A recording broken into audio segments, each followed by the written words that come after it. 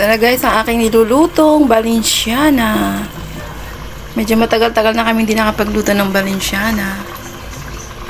So, ngayong undas, November 1, nagluto tayo. Favorite ito ni Papa Boy. So, yung halo natin dyan guys ay pork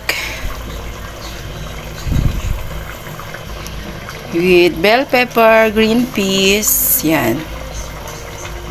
Pork cubes, paminta, and patis. So, walang hotdog yan guys. Wala tayong ginamit dyan na processed food.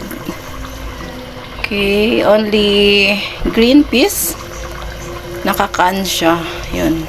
Lahat dyan ay fresh na niluto natin. Okay?